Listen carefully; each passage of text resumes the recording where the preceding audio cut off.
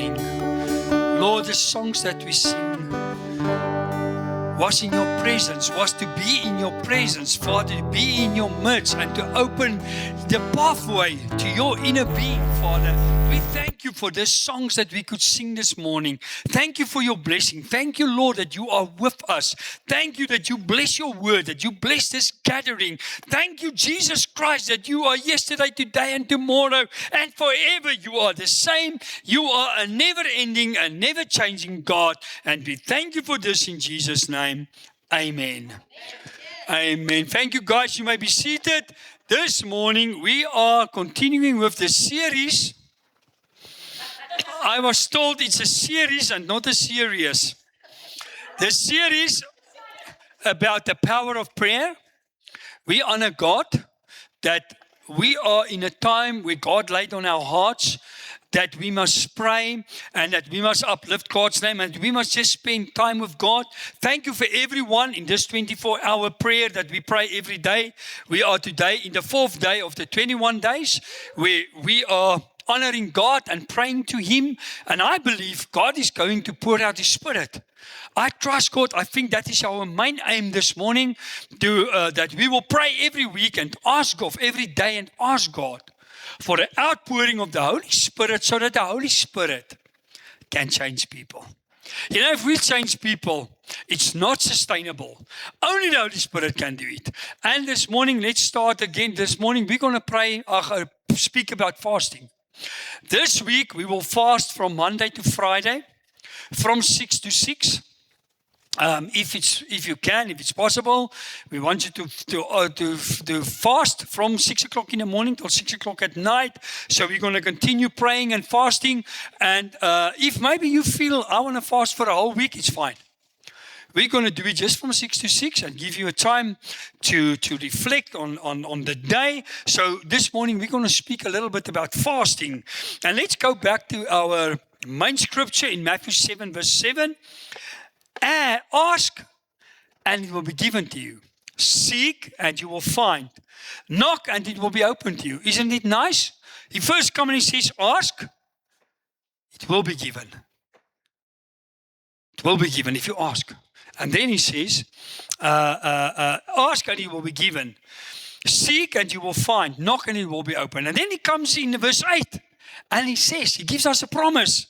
He says, for everyone who asks, receives, and he who seeks, finds, and he who knocks, it will be opened. Isn't it wonderful? God says, do this, and there's a promise, it will happen. He commands us to do it, and he gives us a promise to say that if you do it, it will surely happen. Isn't it wonderful? That God's word is so alive. Every day when we read God's word, the author is with you. Isn't that wonderful? It's the only book in the whole world that I know that if we pray, the author is always with us. He's walking the road with us. And then, fasting. And why do we fast? Let me take you back to Mark 9, verse 29. And he said to them, this kind can come out by nothing but prayer and fasting. And this was the moonstruck child. There was an evil spirit inside of him. And then his father asked Jesus, and he says, he said to Jesus, and often it has thrown him both into the fire and into the water to destroy him. But if you can do anything, have compassion on us and help us. Jesus said to him, if you can believe, all things is possible to whom? Those that believe. If you believe. And when he had come into the house, his disciples asked him privately, why could we not cast out this demon? And what did he say? This demon, this spirit, this thing that was clinging on to him cannot be driven out but through fasting and prayer. And that's what God wants from us. And that I believe, first God said we must pray. Now we take it a step further and we say, Lord, we're going to fast. If you trust God for someone during this fast, maybe you know someone that is demon possessed. Or maybe you know a spirit. Sometimes it's not in you, but it controls you. You know why? We allow generational curses to have an effect on our life. Why? Because we believe in it. We believe in sangomas. We believe sometimes people believe more in sangomas than they believe in God. Sometimes people believe more in the ancestors than they believe in Jesus Christ. You know your ancestor is dead. He can do nothing. He can't come back. Or can he come back? What did Jesus say with the parable of the rich guy and Lazarus? When Lazarus said, Father, send someone from heaven to go and speak to my brothers. And Abraham says, they cannot come back. They can never come back. So you know what's tormenting you? It's an evil spirit. And we believe in it. So let's ask God to break that yokes.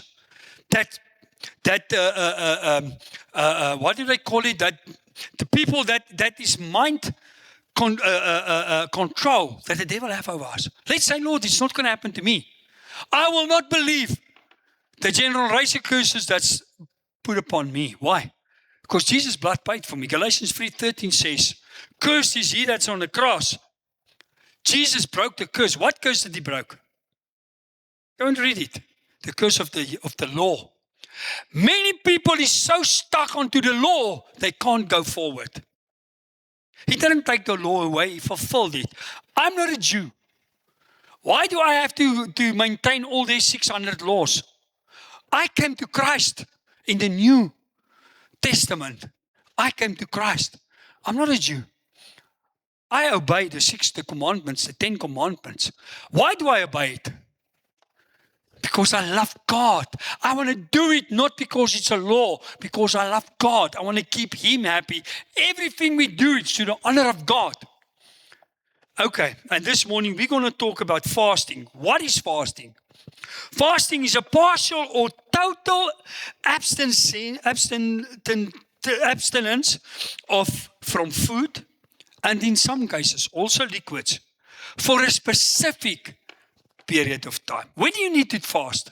If you want to fast on your own, when do you need to fast? Who took Jesus into the desert? The Holy Spirit. And then the Holy Spirit was busy with him for 40 days. So you fast when the Holy Spirit laid on your heart. And then you ask God, how do we fast? We as a church actually do you a favor. We say, maybe you didn't fast the whole year. Now we give an opportunity to fast. Maybe you didn't pray like you pray now. Now we'll help you to pray. And I firmly believe this is part of the Holy Spirit working through us, working through the church to make our members stronger, to let us grow in faith. And then he says the second thing, you can also fast from TV, from telephone, from sport, whatever is standing between you and your relationship with God. You can say, Lord, I'm not going to watch TV for this week. I'm going to refrain from my husband. Is it biblical? It's biblical. All depends what. You cannot have intimacy if you fast, you know that. Go and read 1 Corinthians 7. It doesn't mean you have to go now away from your husband. For that time, he says, withdrew from each other. For a time of fasting and praying, but after that, come together again. So maybe whatever is standing between you and God at this stage, say, listen, I'm put you aside now for a week, or I put that aside for a week. I'm going to spend time with God. That doesn't mean you have to be rude to someone. Doesn't mean you must say to someone, listen, I don't want to see you for a week. When do you do that? The Holy Spirit took you in the desert, or the Holy Spirit take you aside. But then you and your husband or your wife must agree on that and say, it's fine with me. I also want to separate myself to spend time with God. Then it's another story. There must be, both of you must agree on it. There must be an agreement. Okay. Biblical fasting usually refers to the voluntary abstinence from food or other distractions for a specific period. It's often seen as a spiritual discipline. You know what fasting is? Fasting is a spiritual discipline to take your focus from the world and to deepen your relationship with God. See, when you fast, in Matthew 6 we read They say, don't go and tell everyone you fast. You know, I've seen it sometimes. One day I came to people from another church. And then I realized, but there's something wrong with these people. They think because they are fasting and we are not fasting, they're better than us. Never do that. You're not better than everyone. Keep quiet. Lord, this church is fasting. It's the other story. If someone asks you, why don't you eat? You say, listen, just respect me. I'm busy fasting. It's fine. But you don't have to go and tell everyone I'm fasting. And no, because we fast, we are very holy. Some people think because they fast more than others, they're more holy. Jesus said to them, you fast, but you go and stand on the corners that everyone can see. You draw your faces. They look like a donkey. It's very long. So that everyone can see you fasting. No. We as a church, we fast to deepen all of us relationship with God and to ask God and trust Him that He will pour out His Holy Spirit on the congregation and that people will come to God first and then come to Christ. See, we first want to take them to church. Take them first to God and then the Holy Spirit will bring them to church. If you take them to church, they will come maybe for a day, maybe for 2 days, for a week, for 2 weeks, for a month. Then they'll get tired. But if the Holy Spirit sends them, they will stay. The purpose is to make your body's desires, like not eating, submissive. To make your spirit more receptive to God. Always accompanied. If you fast, it's easy to fast. It's easy to refrain from food. But if you fast, you must spend time with God. Reading the Bible, praying, having a notebook with you. If you pray, you speak to God. If you read the Bible, God speaks to you. So you must also, in this fasting period, the things that you are fasting for. Say, for instance, you're fasting to be a better person. Ask God, trust Him to give you scriptures. So when you want to become bad, you remind yourself of the scripture and say, Lord, thank you. This scripture, if you want to be a better person, what's the best scripture to read? Oh, Galatians 5:22, the fruit of the Spirit. Just say, Lord, give me Galatians 5:22 or whatever. God, maybe we'll give you another scripture. But there's so many scriptures. If you pray, ask God, Lord, I'm praying for this. Send me a scripture to confirm it, and God will do it, I promise you. That's why, to pray in the car, I've many times driven in the car. And suddenly I hear God speak to me. Just give me so an injection in the spirit, in the mind.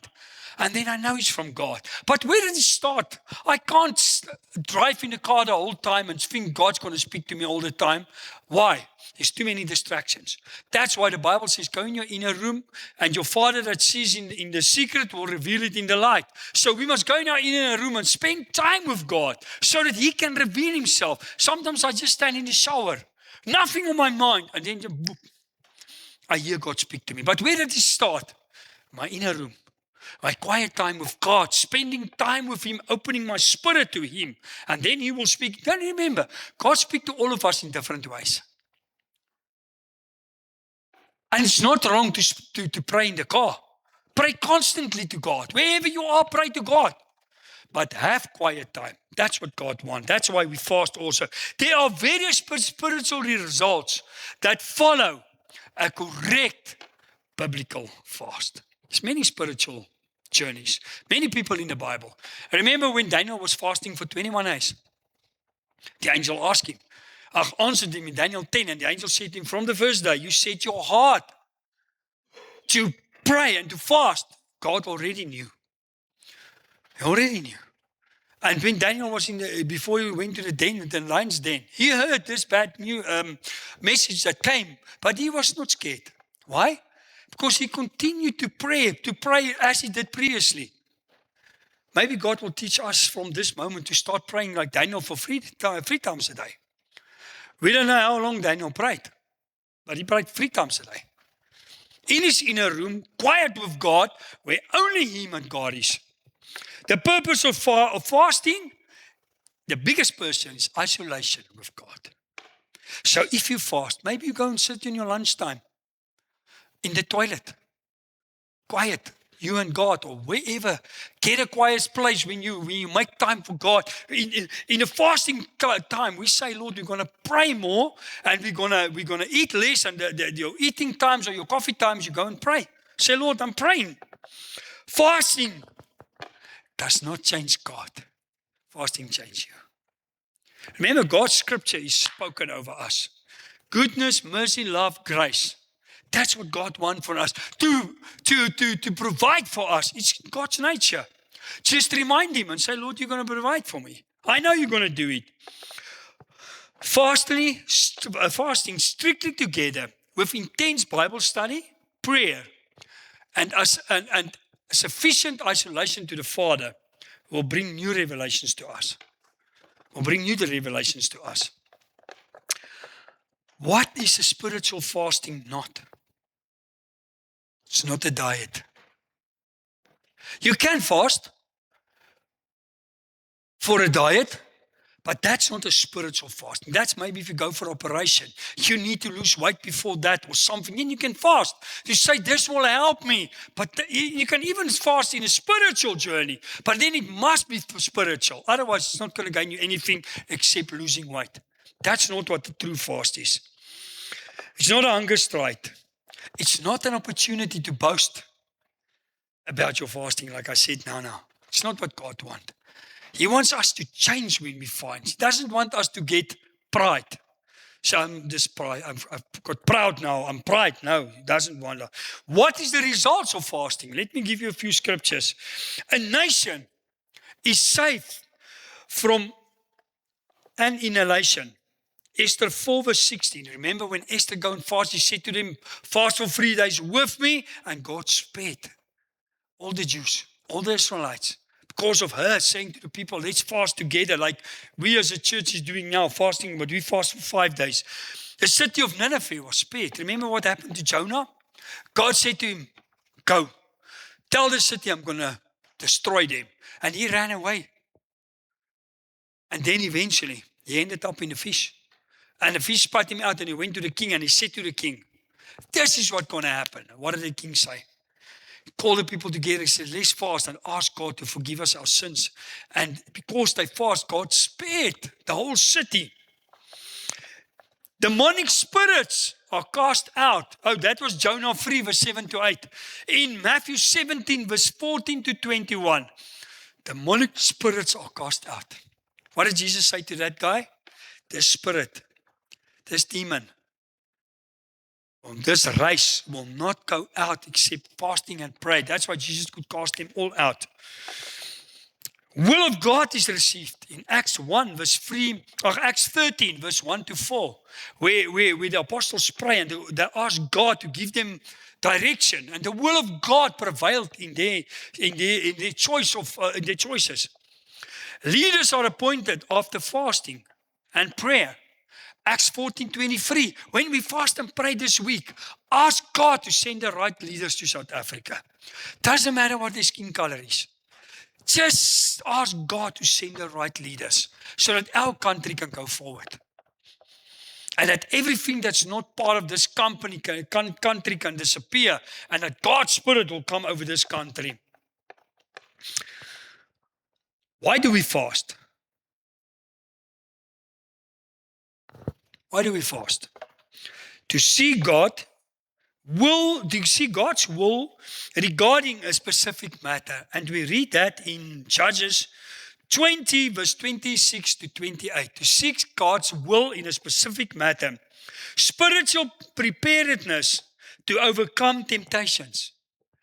In Luke 4, Jesus was spiritually so strong. But physically, he got hungry. It's 40 days. But because his spirit was strong, he could withstand the devil. Although your physical body is not good enough, you still have the ability to say to the devil, no, go away. That's what Jesus did. Humbling oneself before God. You know, when I start praying, whenever I pray, the first thing I do, I humble myself to God and I confess my sin and I say, Lord, maybe I didn't greet someone in the church this morning. Not on purpose, but forgive me. You know, sometimes we do small stuff. We think it's not that a big stuff. But maybe a person would come in and just ask, Lord, this morning I just desire that the pastor will greet me personally. Maybe you didn't do it. Maybe someone is sitting here in the rows, they just need some attention. Maybe you can go to them and say, Lord, that person I see is not looking nice. I can just go and bless him by just saying, God loves you, or whatever God lays in your heart. Then maybe we don't do it. Confess it and say, Lord, help me to be a better person. And that's in Psalm 69, verse 11, where David, but you can see that whole Psalm 69, it was actually about David humbling himself and honoring God. In danger for protection and deliverance, 2 Chronicles 20, verse 3, and Ezra 8, verse 21 to 23, for protection and deliverance. Many people need to be delivered from who? From themselves. Maybe all of us, we need to be delivered from ourselves first. Because love is more important than yourself. Love is costing us. Fasting is a form of worship. When you fast, you worship God. In Luke 2, verse 37 and Acts 13, verse 2 to 3. Fast will also bring you to concern about God's work. Remember Nehemiah? In Nehemiah 1 verse 4, he came to the king and he was eating at the king's table. He had a royal life, although he was in isolation. They were in another country. And he said, Lord, and he heard God's temple, the wall of Jerusalem is destroyed, and he got sad. Are you still concerned about members' life, spiritual life? I wonder this morning, Tulani, where's all your friends? Where's Grace and everyone that used to sit there? Where are they? Are we still loving people to say, where are they? Finding out yourself where they are. Maybe see someone this morning. Who saw it? When I came to church early this morning, I saw some boxers now. They were busy training. And my heart got sore. I said, Lord, why aren't they in church? Why are they training on a Sunday? It's not right. You still can say like Nehemiah, Lord, your kingdom must be built. Their souls getting lost. What do we do to bring them in? I always say, first bring them to God. And then God will bring them to church. You can try and bring them to church. It's great. But first bring them to God. So that God can change them. Even we are here to, when you fast, you magnify God. Because it's less of yourself, more of Him. Then if you humble yourself before God, He cannot lift you in front of people. That's what Jesus said here in Mark 9, verse 29, or that whole Mark where He says, this demon will not come out. See, if we humble ourselves, we say, Lord, we magnify You. We honor You. It's all about You. When do we fast? First, remember I said first, when the Holy Spirit leads you. Like He did to Jesus in Mark 4, or Luke 4. When I as an individual have a need, maybe there's something in your life not right, and you need to set the record straight with God. It's easy, not easy, but it's better to fast and say, Lord, let me just forget about everything that keeps me so busy that I can't hear God's voice. So then we go and fast. We spend time with God, and like I say, God doesn't change, but we change. Why? Because the channel is open to God. There's no interference in between us and God. Have you seen with the internet lately? I don't know if you know some of the internet. I don't want to put names here from the pulpit. They're more often on. Sometimes we get cross with them, but sometimes God feels we more often on.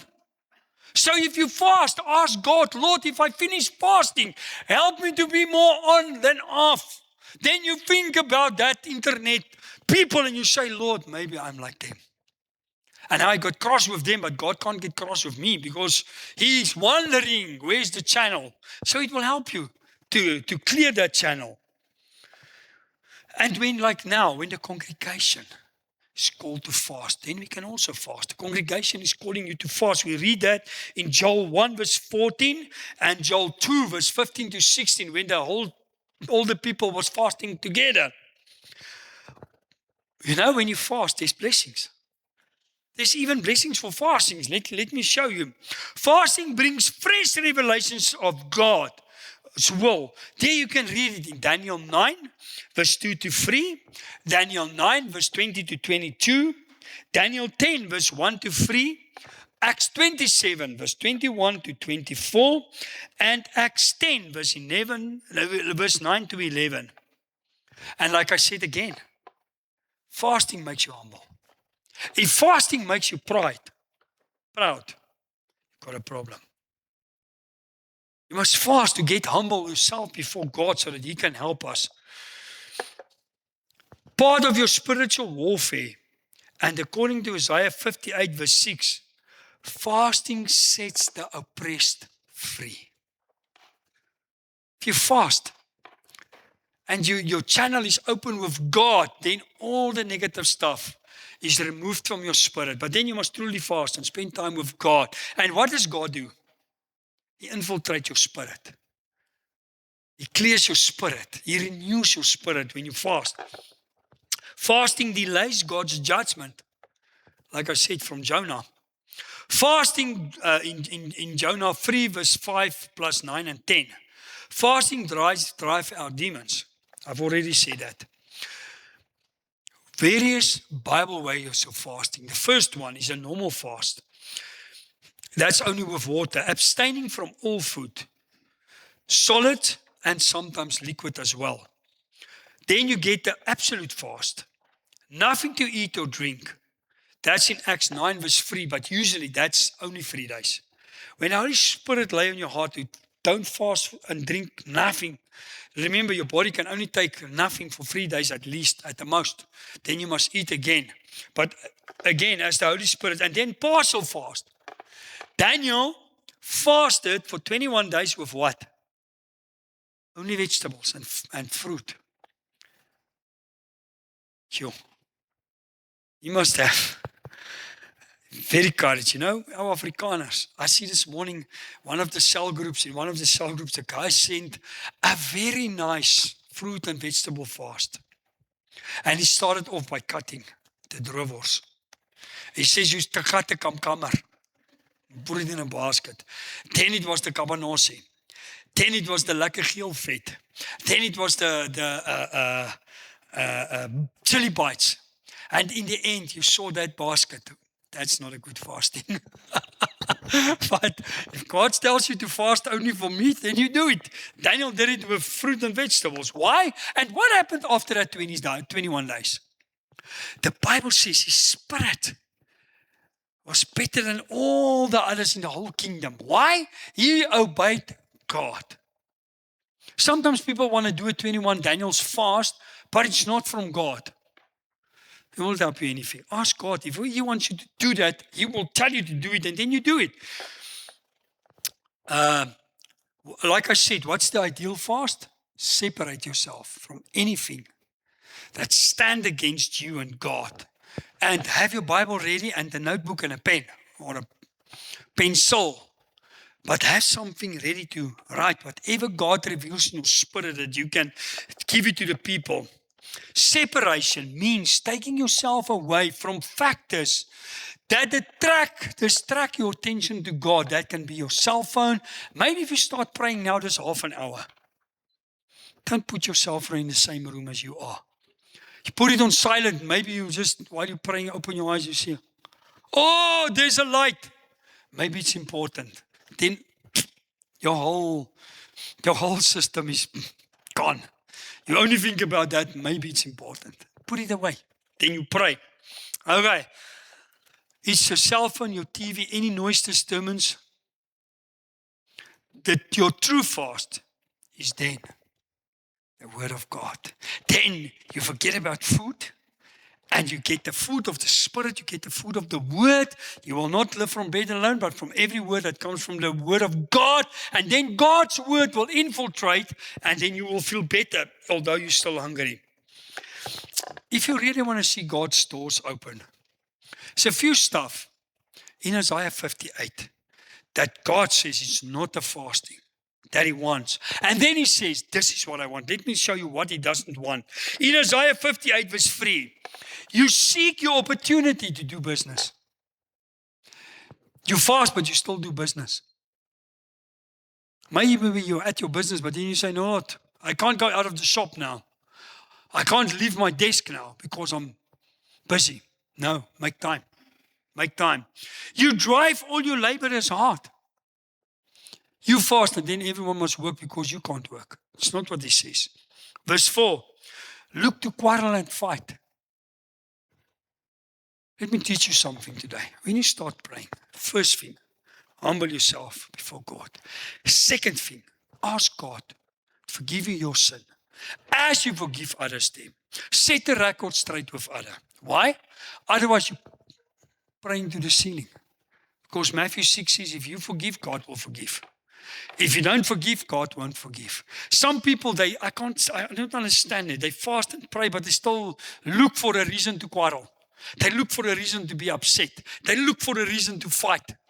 How can you fast and you say, Lord, I'm a better person now, but you stay the same? Then you're not fasting. Then something is wrong. Maybe you're fasting, but you don't want your spirit, you don't allow your spirit to change. Fasting will always change. A true fast will always change your spirit in line with God's word. That's a true fast. And then he says, verse 4, to strike with a wicked fist. Many people are harsh. They want to fight all the time. Stop the fighting. Your voices are not heard on high. If you do that, God says, I will not hear your voice. And then we say, Lord, why don't you hear me? But I'm still cross with my neighbor. His dog is keeping me awake. Who told me the story? Was it you, Wayne? Or was it Martin? Of the guy that his dogs was irritating. His neighbor's dog was irritating. They were laughing every night. So one day the people came to him and he was happy. They said, what happened? What did you do to the dogs? Did you kill the dog? He says, no, I put the dogs in my yard now to keep him happy. Now they're barking so he can stay awake. So there's many ways. Verse 4. Your voices are not heard on high. Verse 5. In this, the fast that I choose, a day for a man to afflict his soul. So if you fast, this is the fast what God really wants. Lord, look into my soul. Change me. You know what you always pray? Lord, change that person. He doesn't like me. He's not friendly enough. God wants us first to change. Then he will change. You can pray for other people to be changed as well, but ask God to change you. He says, is this the fast that I choose, a day for a man to afflict his soul, to bow down his head like a reed, and to spread sackcloth and ashes at his bed? Do you call this the fast and the day acceptable to the Lord? Many people, they're going to suck an ass. They lie in front of God. The tears is running. When they see you, they can't speak to you because they're crying of the fast. But they don't change. Their soul don't belong to God. They just do it for a show. And then he says, is this not the fast that I choose? What fast? To loose the bonds of wickedness, to undo the straps of the yoke, to let the oppressed go free, and to break every yoke. What oppressed do God want to set free? The people that you can't forgive, you oppress them. If they know you cross with them, you oppress them. Stop that. Stop that. God doesn't want that. And then he says, is it not to share your bread with the hungry and to bring the poor, wanderers into the house? When you see the naked, that you cover him. Is that not what God wants? That we say, Lord, if someone is in need, I can help him. Maybe with a bread. Maybe with a bully beef. Doesn't matter how big it is. I remember many years ago, I think I did tell you the story. I was driving on the highway with my trailer. And the next minute, I saw a guy next to the road. And I said to my wife, maybe I must give him money. I said, oh shucks, I only got 10 rand on my name. In my 10 rand cash. And I said, maybe let's stop. And I laughed. I said, Lord, what can that man do with 10 rand? And I reversed the trailer on the highway, next to the highway, and I stopped at him and I said, sir, can I help you? He says, sir, if I can just have 10 rand, I can have petrol. You see the garage there, over there. My house is just after the garage, so I can just take my car to the house. That years, I think petrol was about 5 rand or so. I mean, you can buy 2 or 3 liters of petrol that time. You know what sometimes feel to you not good enough is good enough for the next person. You can, maybe that small thing that you think God cannot use, He can use you to bless someone else to the better. And then He says, then if you do this, if you refrain from all the bad stuff and you start giving stuff to people and blessing people, maybe, hear what He says, even the oppressed. You don't have to give the oppressed money, but you give them your time. Like Louis said, one seminar changed someone's life. So, if you give God's word, this word never comes back void.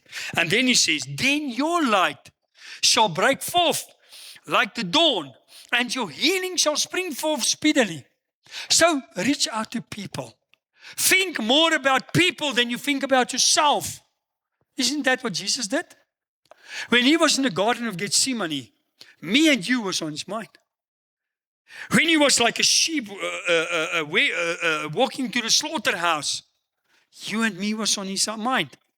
He had all the authority to change, but He didn't. He chose to be humble. And then He says, even your healing will spring forth speedily, and your righteousness shall go before you, and the glory of the Lord behind you. Isn't that wonderful? Who's our righteousness? Jesus became sin that we can be righteous. So He's the righteous one. And just think about it. Wherever you go, your righteousness, Jesus is walking in front of you. And the glory of God. So people at the back can see, leave that man alone. Something is going behind him that protects him, and something in front of him and something behind him. There's like a light of greatness that's going with him. And then your name will be lifted up. And then He says, then you shall call, and the Lord will answer. What did we start with? Knock, and it will be open. Ask, and it will be given. Seek, and you will find. And He says, then you shall call, and the Lord shall answer, and you shall cry for help, and He will say, here I am. Maybe you sit here this morning, you cry for something. Maybe go and read Isaiah 58 and say, Lord, maybe I need to change one of that things in my life so that the Lord can say, Malcolm, here I am. If you remove from your midst oppression, and what is the thing that Christians do the most? I told you so. The pointing of the finger. You know, pastors, they can point the finger very easily. Where's that members again? I see on Facebook they went to play golf. They're not in church. Then we get cross. But then I gossip about them, and I say to someone in the church, you know that guy, he's on the golf course. I gossip, but I finger to him.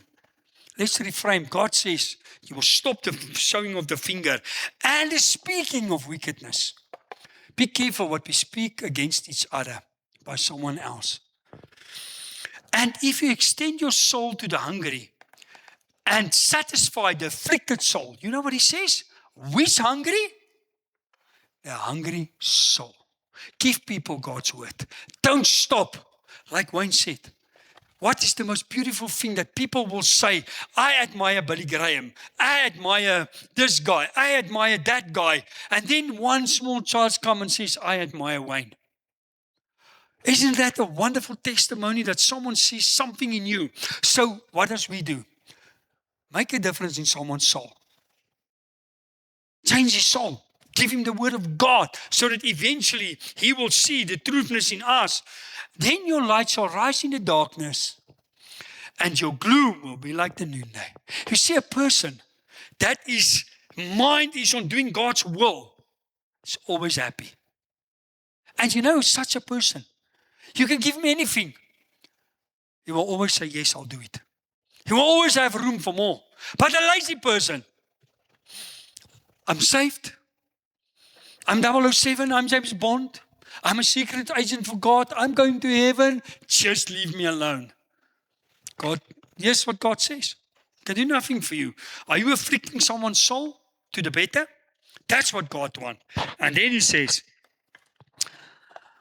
and I end off verse 11, and the Lord will guide you continually and satisfy your soul in the right places. So when you come to a point in your life and say, Lord, I cannot anymore, God will say, you can. You can, I'm with you.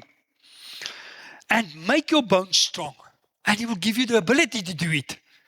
Your body shall not be wavering. It shall just become better. And you shall be like a well-watered garden and like a spring of water whose waters never fail. So what does that mean? You'll always have fruit. Only God knows. When I came into this church this morning, I was very sick. I didn't tell anyone. I feel at one stage I don't want to preach. I feel like passing out. But oh, God knows when this word of God becomes part of my soul. Now I think I'll go and run the comrades. Now I stood. Why? Because I fed someone's soul. You see, when you speak out of your heart to people and you love doing what you do, God will always, he says, I'll even heal your body. So if you're sick, go and preach for someone. Go and spread the word. Go and pray for someone. Go and tell someone the good news. The good news, I promise you, this is what he says here, it will even heal you. Amen. Who wants to stand with me this morning and say, Pastor, I just want to ask God to change the dry bones in me. Like he said now, that I can be lifted up for you, that I can go and say, Lord, help me to be a better person. Help me to spread the gospel so that the gospel can live through me in someone else's life, that I can be the light of the world. Who wants to stand with me and just say, Lord, Father, thank you for everyone standing here this morning. Lord, you stirred our spirit this morning with your word. Father, Isaiah 58 spoke to me again this morning. There's not even just giving food and stuff to people. Lord, we must stop pointing the finger. We must stop. We must start spending more time with you so that you can follow us and that you can be in front of us. Help us, Lord. Stir our spirits that we can do what you want from us. Bless this church. Bless everyone this morning. I firmly believe when we get out of this church today, Lord, our hearts, our minds, our souls will be changed. And we pray this in Jesus' name. Amen. As I Philip, Matthew, give us a luck.